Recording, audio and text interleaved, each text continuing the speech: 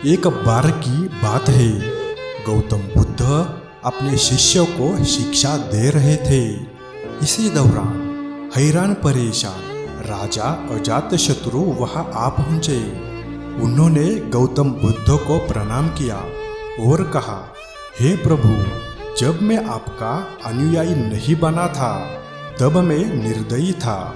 सब मुझसे डरते थे, मेरी इज्जत करते थे, लेकिन मैं जब से आपका शिष्य बना हूँ तब से लोग मेरा शोषण करने लग गए हैं। हर कोई मेरी शांति का गलत फायदा उठा रहा है। मैं ऐसा इंसान था जो किसी को मौत की सजा देने के लिए 2 बार नहीं सोचता था, मगर आपके शरण में आने के बाद मैं बदल गया हूँ। मुझे पहले की तरह गुस्सा नहीं आता है। पहले की तरह किसी को सजा देने का मेरा मन ही नहीं करता है। लेकिन मेरा दया, मेरा शांत स्वभाव मेरे लिए मुसीबत बन गया है। मेरा अपने देश पर शासन करना मेरे लिए बहुत मुश्किल होता जा रहा है। मुझे डर है कि मेरे इस स्वभाव के कारण देश में अराजकता ना फैल जाए। कृपया करके मुझे कोई उपाय बताइए। बुद्ध समझ गए राजा की परेशानी क्या है। उन्होंने राजा को एक कहानी सुनाना शुरू किया। एक गांव था। गांव में एक खेत के किनारे पेड़ था। पेड़ हरा भरा और काफी बड़ा था। थोड़ी ऊंचाई पर, जहां से पेड़ की शाखाएं फैलकर पेड़ को छायेदार बना रही थी, वहां खाली जगह थी और उस खाली जगह में एक सांप था। वो काफी उग्र था। वहां आने जाने वाले लोगों के हलचल पर वो उन्हें काट लेता था, जिससे कई लोगों की मौत हो गई थी। लोगों ने डर से पेड़ के आसपास जाना बंद कर दिया। एक दिन वहां से एक साधु गुजर रहे थे। उन्होंने इस खूबसूरत पेड़ को देखा। उन्होंने सोचा, क्यों न आगे बढ़ने से पहले इसकी छाया में ध्यान लगाया जाए। साधु को उस पेड़ के तरफ जाता देखकर एक किसान ने उस सांप के बारे में चेतावनी दी, लेकिन साधु एक मुस्कान के साथ पेड़ के तरफ आगे बढ़ गए।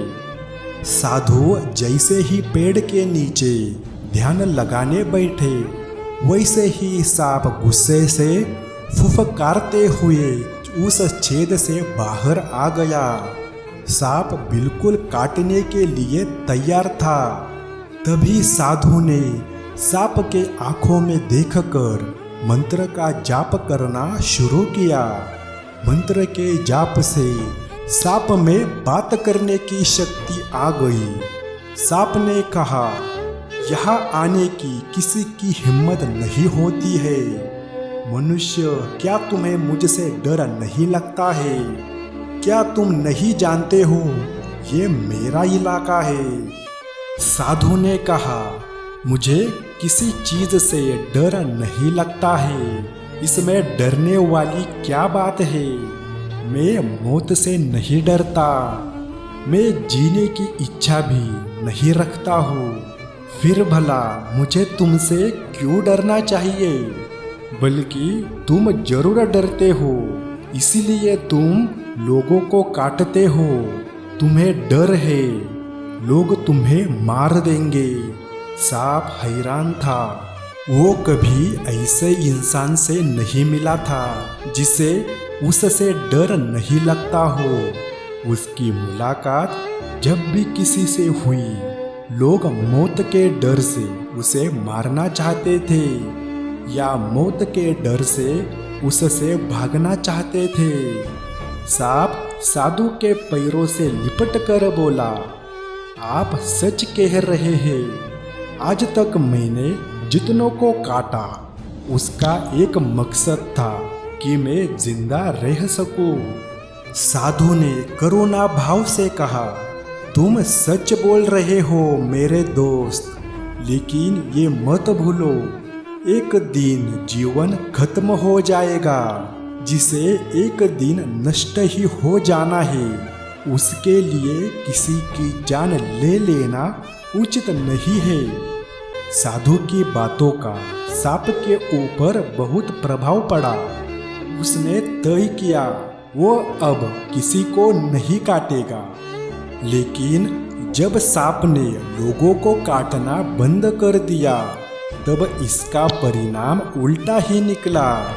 लोग अब उसके साथ खिलवाड़ करने लगे, उसे चोट पहुंचाने लगे, जिससे सांप अक्सर चोटिल और घायल हो जाता था। इस समय वो अपने जीवन के सबसे कष्टकारी और कठिन समय से गुजर रहा था। एक दिन दोबारा से वो साधु उस गांव में आए और उस पेड़ के नीचे बैठने चले गए। वो उस सांप को देखकर हैरान रह गए। उन्होंने सांप से पूछा, तुम्हारी हालत इतनी दयनीय कैसे हो गई? तब सांप ने जवाब दिया, मैं आपके बात से बहुत प्रभावित हुआ था। मैंने तय किया कि मैं किसी को नहीं काटूंगा। तब से लोगों ने मुझे चोट पहुंचाना शुरू कर दिया। साधु ने सांप से कहा, तुम मेरी बातों का गलत मतलब समझ बैठे। मैंने तुम्हें काटने से मना किया, लेकिन अपनी आत्मरक्षा में फुफकारने के लिए मना नहीं किया था। ये कहानी राजा अजातशत्रु को सुनाने के बाद बुद्ध ने राजा से पूछा, कहीं आपने भी तो मेरे उपदेश का गलत मतलब निकाल लिया है। आप क्रूर स्वभाव का त्याग करो, लेकिन अपने कर्तव्य को मत भूलो। आप बाहर से कठोर बनकर राजा का कर्तव्य पूरा करो, ताकि राज्य में सभी को आप अनुशासित रख सके, किसी को असुरक्षा महसूस ना हो। इसके लिए आप अंदर से साधु बने रहे। इस कहानी से हमें ये सीख मिलती है कि आप अच्छे बनो, लेकिन किसी को अपनी अच्छाई का फायदा मत उठाने दो। मुझे उम्मीद है आपको ये कहानी अच्छी लगी होगी। आपका बहुमूल्य समय देने के लिए दिल से आपका शुक्रिया।